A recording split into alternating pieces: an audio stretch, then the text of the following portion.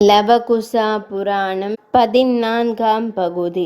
ஸ்ரீராமபிரானின் கட்டளைக்கிணங்க மறுநாள் லவகுசர்கள் அரண்மனைக்கு வந்தனர். ஸ்ரீராமபிரானுடன் உரையாடிக் கொண்டிருந்த அவர்கள், ஸ்ரீராமச்சந்திர மூர்த்தியே, நாங்கள் இங்கே வந்ததிலிருந்து தங்கள் திருமுகத்தை தான் தரிசித்து கொண்டிருக்கிறோம். அன்னையார் சீதா தேவியாரின் இன்முகத்தையும் நாங்கள் தரிசிக்க வேண்டும். அவர்களது அன்பான அரவணைப்பும் ஆசிகளும் எங்களுக்கு வேண்டாமா ஐயனே? அழையுங்கள் அந்த அன்பு தாயை. உலகத்தில் எந்த தாயும் அனுபவிக்காத கஷ்டங்களை அனுபவித்த அவர்கள் தீயில் மூழ்கி எழுந்து தங்களின் கற்பை நிரூபித்தவர் என்பதை அறியும் போது எங்களின் உடல் சிலிர்க்கிறது. அவரை நாங்கள் காண இங்கே அழைப்பீர்களா என்று வினவினர் சிறுவர்கள். ஸ்ரீராமபிரான் விக்கித்து போனார். அவருக்கு தெரியும் அவர்கள் தன் குழந்தைகள் தான் என்று. ஒரு காலத்தில் இந்த உண்மை தெரிந்து தங்கள் தாயை தான் ஒதுக்கி வைத்தது தெரிந்தால் எந்த அளவிற்கு விபரீதம் ஏற்படும்? இந்த பிஞ்சு குழந்தைகளின் கேள்விக்கு உலகாளும் ஸ்ரீராமபிரானால் பதில் கூற முடியாமல் நிற்கிறார். சீதா, உன்னை அனுப்பிவிட்டு நான் படும் வேதனையை பார். இல்லை தாயே, உன்னை இனியும் காட்டில் விட்டு வைக்க மாட்டேன். இங்கு வரவழைப்பேன். இலங்கையிலே நீ தீயால் சுடப்பட்ட ரத்தினமாக வெளிப்பட்டதை நம்பாத அயோத்தி மக்கள் இன்னும் ஒரு முறை நீ தீயில் எரிவதை காணட்டும். உன் கற்பு திறன் இந்த ஜனங்களுக்கும் தெரியட்டும் என மனதில் எண்ணியவராய் லவகுசர்களிடம் நடந்ததை கூறினார் ஸ்ரீராமபிரான். குச்சலவர்கள் கொதித்து விட்டனர். ராமா, என்ன காரியம் செய்தார்? அயோத்தி மக்கள் சந்தேகப்பட்டார்கள் என்றால் அதை பற்றி உனக்கென்ன கவலை? அவர்களோடு சேர்ந்து நீயும் தானே சந்தேகப்பட்டு அனுப்பி இருப்பதாக உலகம் கூறும். உன் நெஞ்சம் என்ன கல்லா? மனைவியே இல்லாமல் அஸ்வமேதம் நடத்த உனக்கென்ன தகுதி இருக்கிறது என கண்கள் சிவக்க கேட்டனர். ஸ்ரீராமபிரான் அவர்களை சமாதானம் செய்தார். அன்பு குழந்தைகளே, என் நிலைமையை புரிந்து கொள்ளுங்கள்.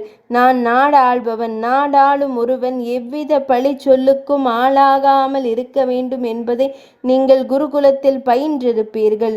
அந்த அடிப்படையிலேயே அவ்வாறு செய்ய வேண்டிய நிர்பந்தத்திற்கு தள்ளப்பட்டேன். இதை தவிர என்னால் வேறென்ன செய்ய இயலும் என்றார் ஸ்ரீராமபிரான்.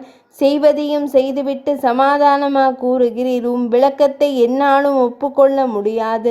பொறுமைமிக்க பூமித்தாய் பெற்றெடுத்த அந்த புண்ணியவதியை ஒதுக்கி வைத்த முகத்தில் விழித்ததே பாவம். நாங்கள் வருகிறோம் என்றவர்களாய் வேகமாக வெளியேறினர். அங்கு வந்த அன்னை கௌசல்யா தேவியும் குழந்தைகளை அழைத்து சமாதானம் கூறினாள்.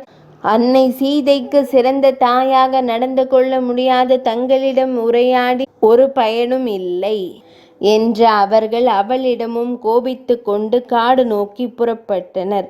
முனிவர் வால்மீகியின் ஆசிரமத்தை அடைந்து அன்னையிடம் நடந்ததை கூறினர். குழந்தைகள் பெற்ற தந்தையை எதிர்த்து பேசியதை அறிந்த அன்னை சீதா தேவி அவர்களை கடிந்து கொண்டார்.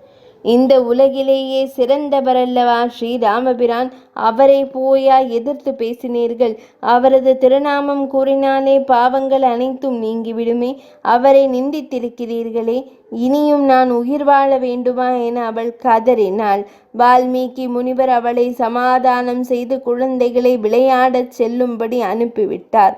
நாட்கள் கடந்தன. ஒரு நாள் குச்சலவர்கள் தங்கள் நண்பர்களுடன் குருகுலத்தில் அமர்ந்து இனிமையான பாடல்களை பாடிக்கொண்டிருந்தனர். அப்போது ஒரு குதிரை அங்கு வந்தது. அதன் நெற்றியில் ஒரு பட்டை இருந்தது. அந்த பட்டையில் அயோத்தி மன்னர் தசரதர் புத்திரர் ஸ்ரீராமபிரான் அனுப்பிய அஸ்வமேத யாக குதிரை இது. இது எந்த இடத்திற்கு வருகிறதோ அந்நாட்டு மன்னர் தமது விசுவாசத்தை ஸ்ரீராமபிரானுக்கு காட்ட வேண்டும். ஸ்ரீராமபிரானுக்கு கட்டுப்பட்டு நடக்க வேண்டும் என குறிப்பிடப்பட்டிருந்தது. குழந்தைகள் குதிரையை பார்த்தார்களோ இல்லையோ, அம்மா திட்டியதை எல்லாம் மறந்து விட்டார்கள். அன்னை சீதா தேவியை அவமதித்த ஸ்ரீராமனுக்கு அஸ்வமேத யாகம் செய்ய தகுதியில்லை என்ற எண்ணமே அவர்களுக்கு மேலோங்கியது. அவர்கள் குதிரையை பிடித்து கட்டி வைத்து விட்டனர்.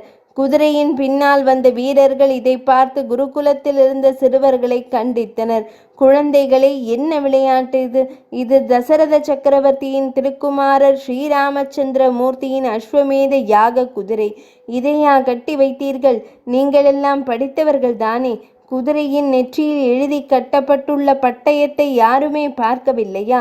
அறியா குழந்தைகள் என்பதால் உங்களை மன்னிக்கிறோம். குதிரையை அவிழ்த்து விடுங்கள் என்று விரட்டினர். குச்சலபர்களோ இதர சிறுவர்களோ இவர்களின் மிரட்டலை கண்டுகொள்ளவே இல்லை. கட்டிய மனைவியை சந்தேகப்பட்டு தீக்குளிக்கச் செய்தவன், அவள் தீக்குளித்த பின்பும் ஊரார் சந்தேகப்படுகிறார்களே என்பதற்காக மீண்டும் அவளை கானகம் அனுப்பியவன், அவன்தானே உங்களின் அரசன் ஸ்ரீராமன். அவனுக்கு என்ன தகுதி இருக்கிறது அஸ்வமேதம் நடத்த? குதிரையை நாங்கள் விடமாட்டோம்.